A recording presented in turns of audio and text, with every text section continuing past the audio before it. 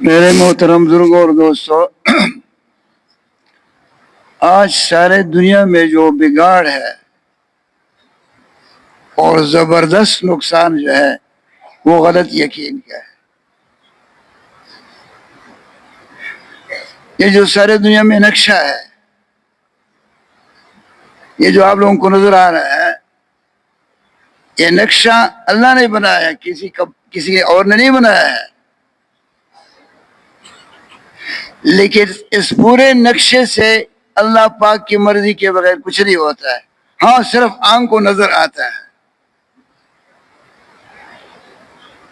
اسی بزرگ دوستو، اب یہ ہے کہ یقین تو خراب ہے، سب کا خراب ہے،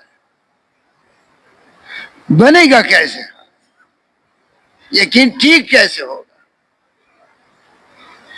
اس کے بزرگ دوستو، حالانکہ یہ جو کنتم خیر امۃ، اگر یقین ٹھیک ہو تو اس آیت کو جو سنے گا تو اس کا کلیجہ خوشی سے پھٹ جائے گا، کیونکہ صفت بیان کرنے والا اللہ اس امت کی صفت اللہ بیان فرما رہا ہے، لیکن جو ہم خوش نہیں ہوتے وہ اندر بگاڑ ہے۔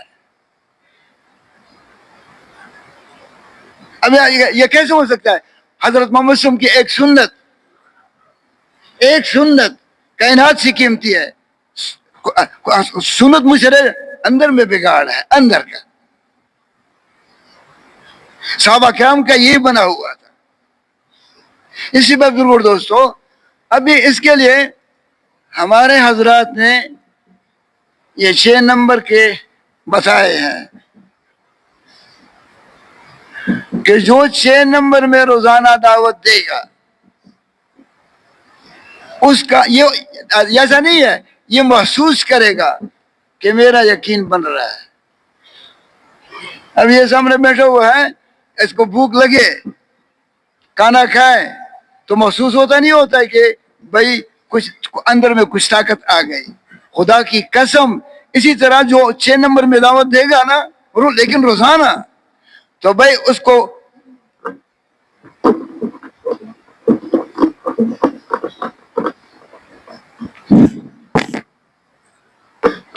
محسوس ہوگا، زیادہ تو اس کو محسوس ہوگا کہ میرے قلب میں کچھ آ رہا ہے، جو روزانہ دے گا۔ ایسا نہیں کہ بھائی اب میرا بیان ہوگا اپنے کو بہت بھائی چھوڑ دو، بڑا اچھا بیان ہوا، جب آپ بیان نہیں کریں گے نا تو آپ کو کچھ یقین نہیں بنے گا۔ تو اسی ترغیب بیان سے ہوتی ہے۔ اس سے بہتر دوستو، اب یہ کلمہ لا الہ الا اللہ پہلا نمبر ہے۔ جب ہم نے وقت لگایا تھا تو مولانا رحمان صاحب اس وقت جوان تھے، تو وہ فرماتے تھے کہ سارا قرآن جو ہے وہ کلمے کی تفسیر ہے، سارا قرآن کلمے کی تفسیر ہے۔ اب ضرور دوستو، اب کلمے کی تفسیر کیا ہے؟ معنی آپ لوگوں کو آسانی سے آ جائے گا کہ اللہ پاک کے سوا کوئی معبود نہیں اور حضرت محمد صلی اللہ علیہ وسلم اللہ کے رسول، یہ آسانی سے آتا ہے۔ لیکن وہ جو تفسیر ہے نا، حاجی صاحب فرماتے تھے کہ جب تم یہ سارے دنیا میں وہ ہوگا جو اللہ پاک چاہے گا،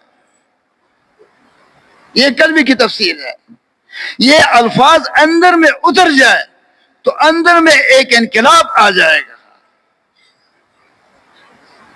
اس سے کثرت سے اس کو بولنا ہوگا۔ سارے دنیا میں وہ ہوگا جو کون چاہے گا سب بولے، زور سے بولو جو اللہ چاہے۔ اب یہ بولو، وَكُلٌّ نَقُصُّ عَلَيْكَ مِنْ أَنْبَاءِ الرُّسُلِ مَا نُثَبِّتُ بِهِ فُؤَادَكَ۔ اے محمد صلی اللہ علیہ وسلم، یہ انبیاء سابقین کے جو واقعات ہیں، یہ میں نے تیرے اوپر اس لیے نازل کیے ہیں تاکہ تیرے قلب کے اندر بھی جماؤ پیدا ہو سکے۔ حالانکہ حضرت محمد صلی اللہ علیہ وسلم کا یقین چاہتا، اس کی کوئی حد نہیں تھی۔ ان اپنی طرف سے مثال دو گے نا، وہ عقلی مثال ہوگا، اس میں کوئی نور نہیں ہوگا۔ جو قرآن کا بیان کرو گے نا اس میں نور ہی نور ہے. ابھی دیکھو ہم جو کہتے ہیں کہ سارے دنیا میں وہ ہوگا جو اللہ پاک چاہے گا، جو اللہ پاک نہیں چاہے گا وہ نہیں ہوگا. یہ پکی بات ہے، کچھی نہیں ہے. میرے اندر بگاڑ ہے. اب دیکھو مجھ بتاؤ فرعون پہلے کیا کہتا تھا؟ فرعون سب سے میں پوچھتا ہوں، فرعون کا ایک منہ تھا یا دو منہ تھے؟ زور سے بولو، نہیں زور سے بولو. یہ میں سے آپ سے کہا تاکہ تم لوگ تھوڑا سا فوکس ہو کر کے، تھوڑا سا متوجہ ہو کر کے بات سنے گا. اب ایک منہ تھا، پہلے وہ کیا کہتا تھا؟ فخشر فنادا فقال انا ربکم الاعلی. قوم کو جمع کیا کہ میں تم سب کا سب سے بڑا رب ہوں. پھر جب سمندر میں ڈوب کیا کھانے لگا، اب منہ تو اس کا آپ لوگ تھوڑا سا کہ اس وقت یہ آدمی کتنا شرمندہ ہو گیا ہوگا کہ پہلے تو کہتا تھا کہ انا ربکم الاعلی، پھر اس وقت کیا کہا جو ڈوب کے لانے لگا. حتی اذا ادرکہ الغرق قال آمنت انہ لا الہ الا الذی آمنت بھی بنو اسرائیل، کہ میں اس رب پر ایمان لایا ہوں، کہ میں اس رب پر ایمان لایا ہوں جس پہ بنی اسرائیل ایمان لایا. اور اس کی حکومت 300-400 سال سے تھی. یاد رکھو اللہ اتنی طاقت ہے اس دعوت میں. موسیٰ جب دیکھو فرعون کے مزے تھے، مزے کیوں تھے؟ کہ دائی نہیں آیا تھا. فرعون کے مزے تھے، اس کی سنی جا رہی تھی. کیوں؟ دائی نہیں آیا تھا.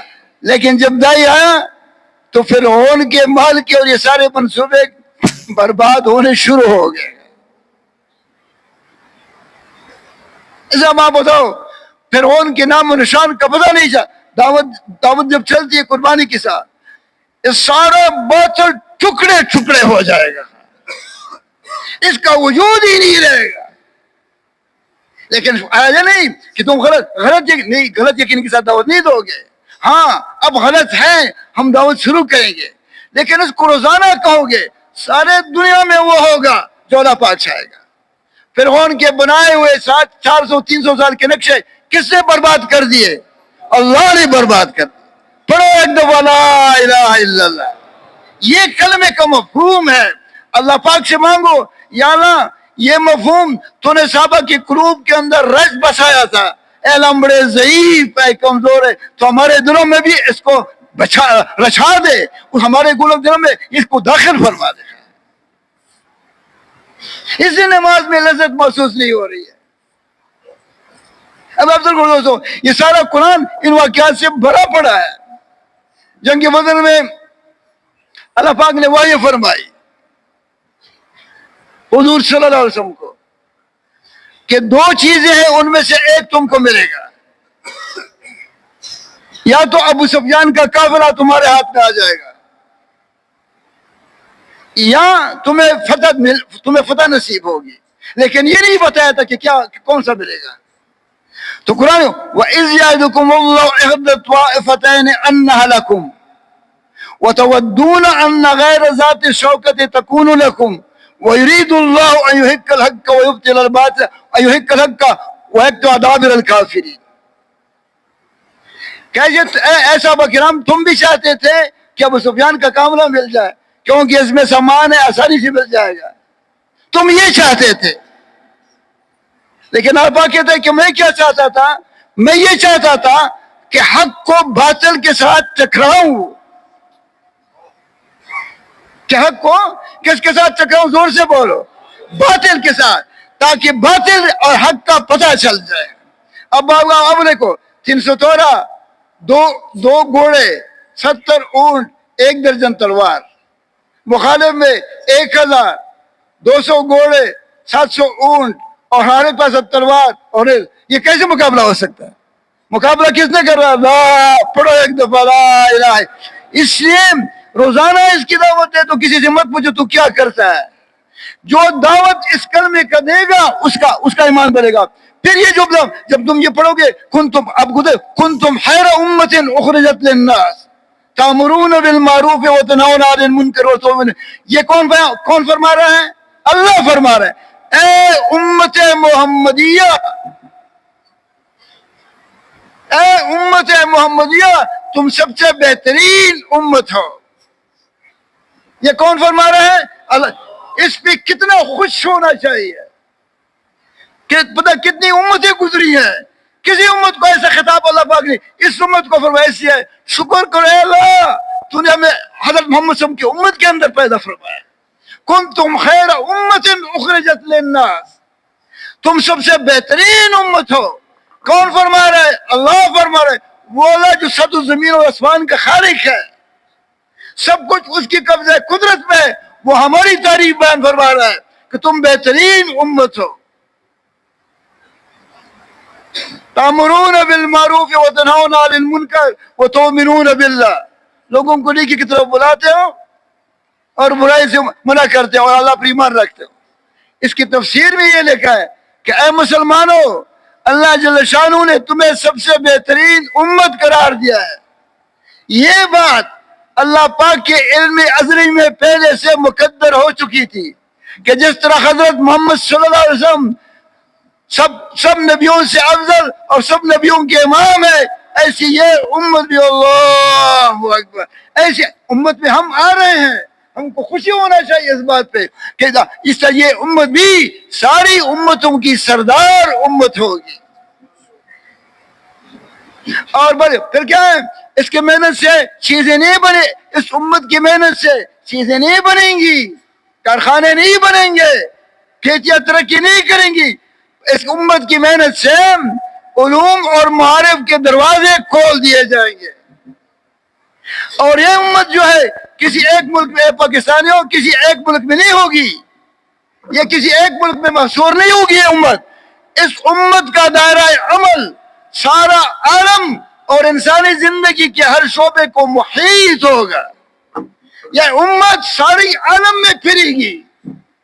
وہ کل ہم میرے خان کو مشورے بیٹھے تھے، ہمارے پیر صاحب نے کہا کہ دیکھو یہ جو بیٹھا ہوا ہے پہلے اپنا کام کرتا ہے، میں پہلے اپنا کام کرتا ہوں، پھر بعد میں تبلیغ کا کام کرتا ہوں۔ اس بزرگ دوستو، اس جو نا بھائی، اس سست عمل سے، میں 1981 میں امریکہ گیا تھا، اس وقت میری داڑھی نہیں تھی۔ انہوں نے کہا شکاگو میں، شکاگو جو ہے کراچی کی طرح بڑا شہر ہے، وہ جو ان کا جو پانی نکلنے کا ریکاز کا نظام ہے اس میں شفارے چلتے ہیں۔ اب بولے اب کتنا بڑا شہر ہوگا۔ جس جگہ میں رہتا تھا، میں نے 1 مہینہ گزارا، مجھے مسجد نہیں ملا۔ ابھی اس مسجد میں، اس جگہ میں 300 سے اوپر مساجد ہے۔ ایسا یہ نہیں، ہر اسٹیٹ میں جو ہے نا بھائی مساجد ہے، 200 150 200 150 200 400۔ یہ کیسے؟ یہ جو جماعتیں جا رہی ہے ساری دنیا میں نکل کر رہی ہے، جو سستی کے ساتھ کرتی ہے، ان کا یہ نتیجہ ہے کہ سارے ممالک میں دراڑیں پڑ گئی ہے۔ ایم سی ایم کا جو، میں جس شہر سے میں آ رہا ہوں، ایم سی ایم کا مرکز تھا، آپ یقین جانے میں نے اس میں بوڑھا نہیں دیکھا، سب جوان تھے، ٹوپی پہنے ہوئے، وہ جو عربوں کا بڑا کرتا ہے نا وہ پہنے ہوئے جماعت میں آ جاتے، ایم سی ایم میں آ جائے۔ اور ایم سی ایم کا مسجد بھرا ہوا تھا، کالج کے اسٹوڈنٹ، یونیورسٹی کے اسٹوڈنٹ۔ یہ جو تم نقل و حرکت کرتے ہو سستی کے ساتھ، یہ اس کا اثر ہے۔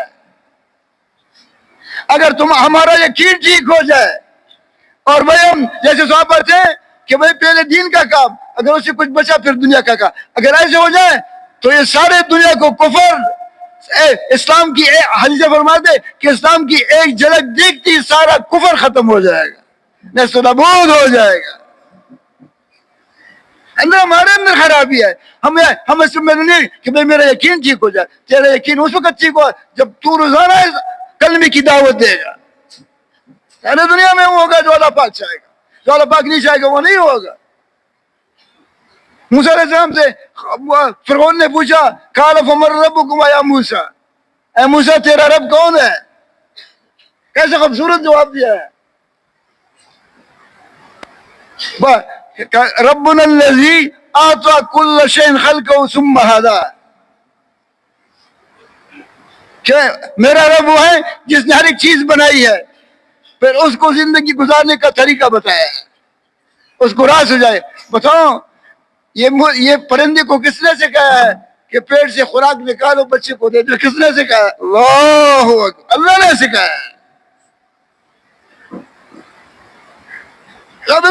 سارے دنیا پہ اللہ پاک کا قبضہ ہے، اس کے قبضے، اس کے حکم میں جکڑے ہوئی ساری دنیا کے انسان. اب یقین جا رہے مولوی رحمہ تھے کہ ایٹم سے وہ ہوگا جو اللہ پاک چاہے گا، اور ایٹم سے وہ نہیں ہوگا جو ایٹم والے جائیں گے.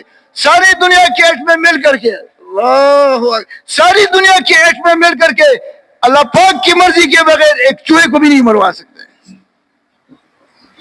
وہ ڈر تو دیکھو ہمیں جو ڈر لگا وہ تو غلط یقین کی وجہ سے لگ رہا ہے. گولو اللہ وہ ہے کہ تمہیں گولیوں کی بچھاڑ میں بارش کی طرح گولیاں برسیں گی، اللہ پاک تم کو بچائے گا. پڑھو ایک دفعہ لا الہ الا اللہ، تو یہ دعا کرو یا اللہ تو اس کلمے کو ہمارے دل میں اتروا دے، پھر تمہارا چہرہ اتنا روشن ہو جائے گا.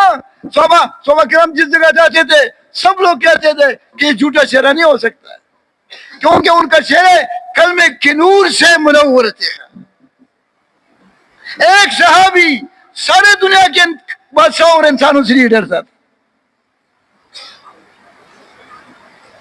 ایسے وقت دوستوں جدھر رخ کرتے تھے ادھر دین پھیلتا جاتا تھا.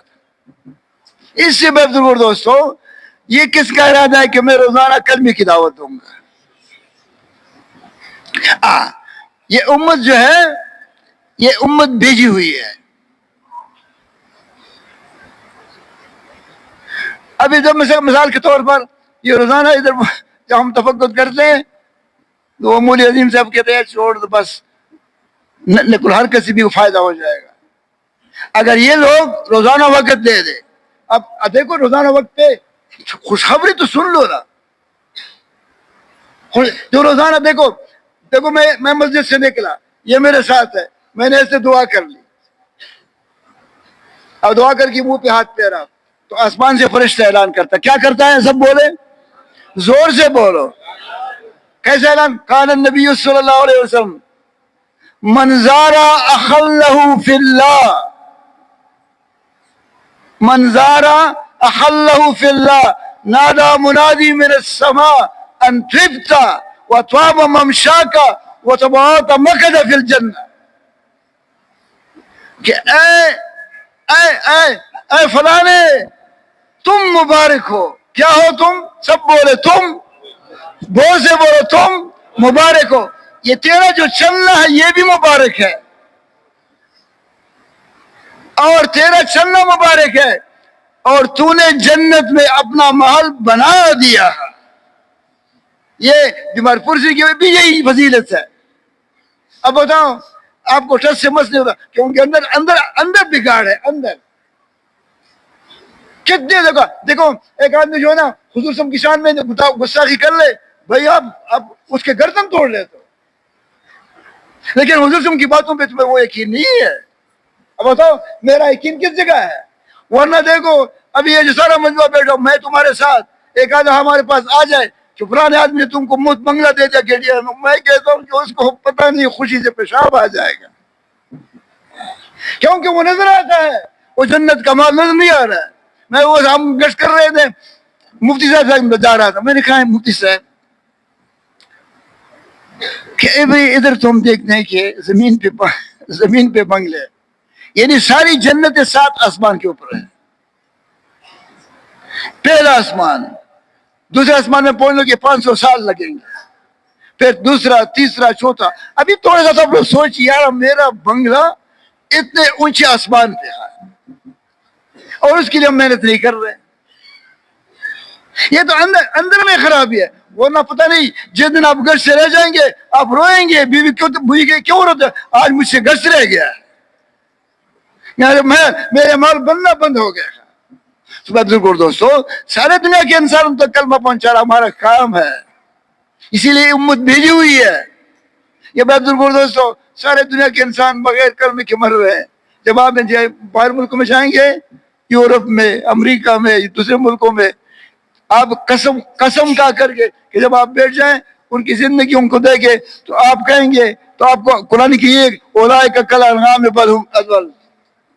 اب بتاؤ، انسان ہے، اللہ کی بہترین مخلوق ہے، لیکن دین کی محنت نہ کرنے کی وجہ سے ان کی یہ حالت ہے. ضرور دوستو، اس لیے ارادے کر لو. اور یہ بات سمجھ میں، ادھر تم مسجد میں بیٹھے ہوئے ہوگے، ٹھیک، میں بھی مانتا ہوں، تو روزانہ 10 ختم کرتا ہے، بہت بڑا درجہ ملے گا، لیکن تبلیغ کا کام تیری سمجھ میں بننا بغیر نقل و حرکت کے نہیں آئے گا، چاہے تو کتنا بزرگ کیوں رہو. تبلیغ کا کام نقل و حرکت ضروری ہے، نقل و حرکت کے بغیر سمجھ میں نہیں آئے گا. سارے صحابہ کرام دائی تھے اور سارے عمومی نقل و حرکت والے تھے. تفسیر مظہری میں لکھا ہے سارے صحابہ کرام نبوت کے مزاج پہ تھے. کس کے مزاج پہ تھے؟ زور سے ذرا بولو.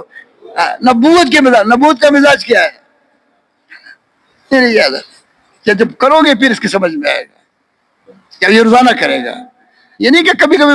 وہ دیکھو، جب روزانہ وقت نہیں دے تو مسجد کو، تو تمہارے عمومی گشت میں اثر نہیں ہوگا. کرو گے لیکن اثر نہیں ہوگا، کیونکہ وہ یہ روزانہ کا کام ہے. تو اس میں دیکھیں نبوت کا مزاج یہ ہے کہ دیکھو، میں سورہ نور میں وہ جو حضرت فاطمہ، حضرت عائشہ رضی اللہ کے اوپر تہمت لگا، وہ میں پڑھ رہا تھا. آپ یقین جانے اگر اس جگہ وہ اردو پڑھے نے معرف القرآن میں لکھا ہے تو سب لوگ رونا شروع کر دیں گے. اس طرح یہ عبداللہ بن ابی بن سلول جو نا رئیس المنافقین تھا، یہ مر گیا. تو بھائی اس کا بیٹا آیا کہ یا رسول اللہ، میرا باپ فرماتے کہ میرا جنازہ پڑھ لے. اب بولو، میرا جنازہ پڑھ لے اور مجھے کرتا پہنا ہے. دوسری طرف اس نے کیا تھا کہ حضرت عائشہ کے اوپر تہمت باندھا تھا. حضور صلی اللہ علیہ وسلم عائشہ کے کمرے میں آئے، اس کا والد بھی آیا، اس کی وہاں بھی آئی.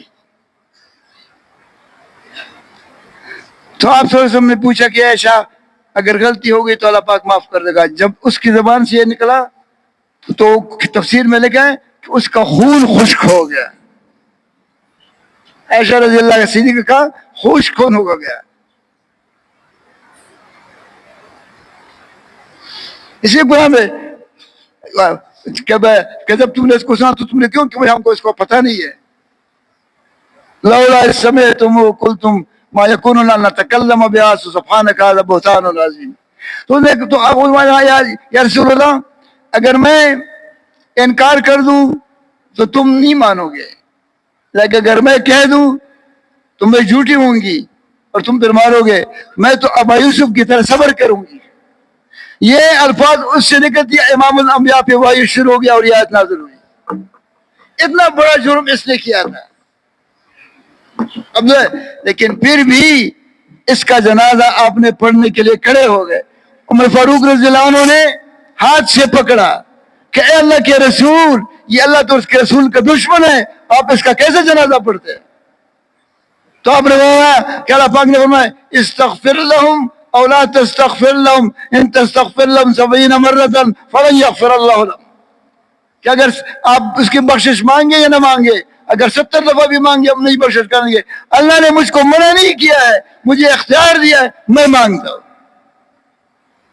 پھر ایک اور لکھا تھا کہ جب میں نے پھر محمد عظیم صاحب انہوں نے کہا کہ یہ بخاری کی حاشیے پہ لکھا ہوا ہے کہ جب آپ صلی اللہ علیہ وسلم آئے تو عبداللہ بن ابی دفنائے جا چکے تھے. آپ نے اس کو قبر سے نکالا اور اپنے گھٹنوں کے اوپر رکھا اور اس کے منہ میں لعاب ڈالا اور اپنا کرتا پہنا پھر دوبارہ دفن کیا. کتنا درد تھا حضرت محمد صلی اللہ علیہ وسلم کے دل میں. اب بتاؤ پھر ہمارے ماں باپ کے متعلق آپ صلی اللہ علیہ وسلم کا کتنا درد ہوگا. یہ ہے نبوت کا مزاج کہ کچھ بدلا نہیں لیا. میں دل میں کان حریصا علی ہدایت الناس، آپ صلی اللہ علیہ وسلم سارے انسانوں کی ہدایت کے لیے بے چین تھے، بے قرار رہتے. تو میں بزرگوں دوستوں، یہ امت بھیجی ہوئی ہے، اسی کا کام ہے، یہ ساری دنیا میں پھیلے گی اور ساری دنیا کے انسانوں میں اس آواز کو لگائے گی، یا ایھا الناس قولوا لا الہ الا اللہ تمام دنیا کے رہنے والے انسانوں اس کلمے کو پڑھ لو، تم دونوں جانوں میں کامیاب ہو. یہ ہے ہمارا کام. اس کے لیے بھائی سارے عالم میں پھرنا اور بھائی سارے دنیا میں پھرنا اور بھائی جناب لوگوں کو اللہ پاک کی طرف بلانا. اسی کام کے لیے اللہ پاک نے اس امت کو بھیجا ہوا ہے.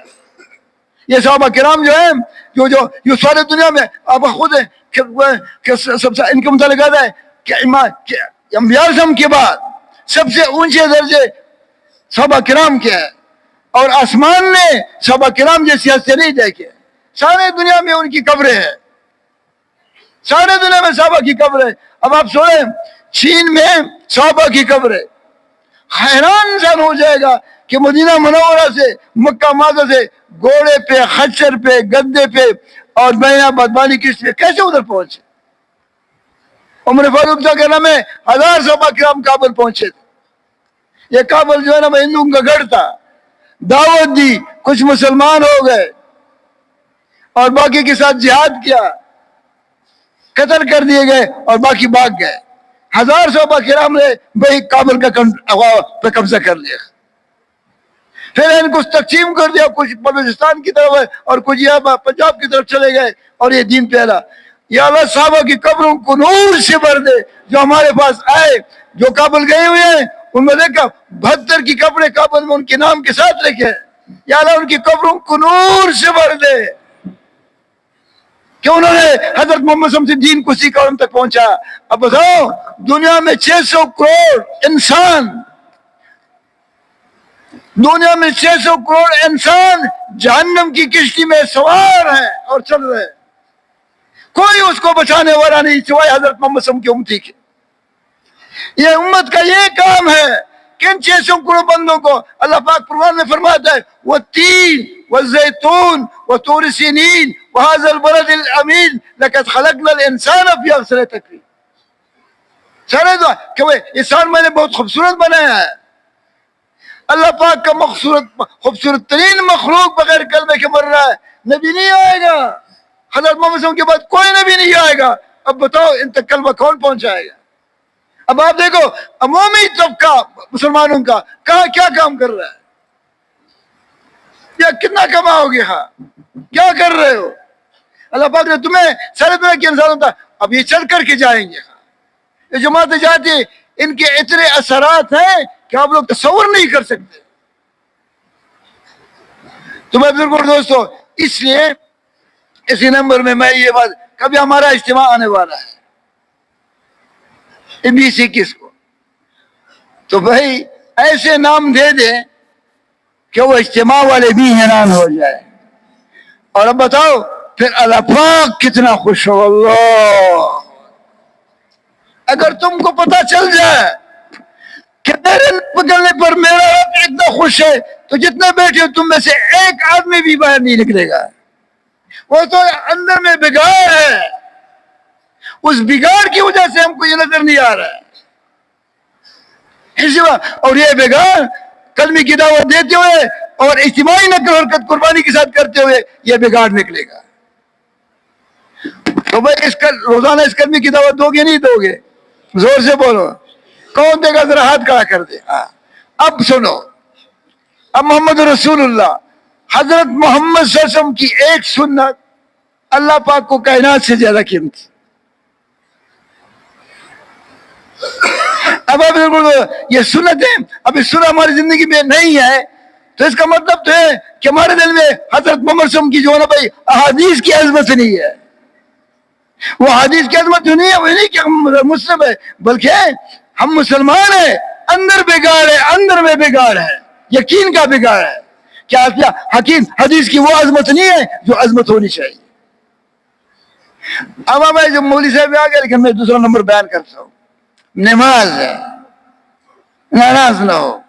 میں ادھر بوزے کا نام تو نہیں لیتا ہوں، پھر آپ لوگ بھیج گئے. ایک جگہ گیا، مولوی صاحب تھا نہیں، لڑکے کو آگے کیا. میں نے نماز پڑھی اور لڑکے نے ایسی برباد نماز پڑھی کہ میں نے کبھی ایسی نماز نہیں دیکھی. تو ساتھ میں نے کہا مفتی صاحب بھی تھے، میں نے کہا کہ نہیں میں تو جاؤں گا اس کو سمجھاؤں گا.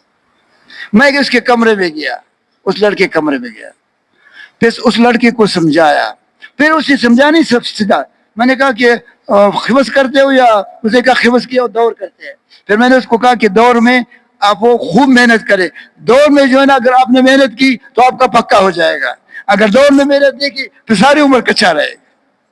پھر 10 یا 5-6 منٹ بات کر کے پھر میں نے کہا کہ دیکھو آپ نے نماز جو ہے نا ابھی نماز نے پڑھی, اس میں آپ کا قوم اور جلسہ بہت کمزور تھا. پھر میں نے ایسا نہیں کیا کہ پھر میں نے اس کو مثال دی کہ میں محمد تقی عثمانی کے پیچھے نماز پڑھ رہا تھا دارالعلوم میں, جمعے کی نماز کی. آپ یقین جانے میں اس نے سر اٹھایا سجدے سے, انہیں قوما جب سر اٹھایا رکوع سے, سبحان ربی العظیم میں نے پڑھا, میں نے 9 دفعہ پڑھا اور اس نے سر نہیں اٹھایا تھا.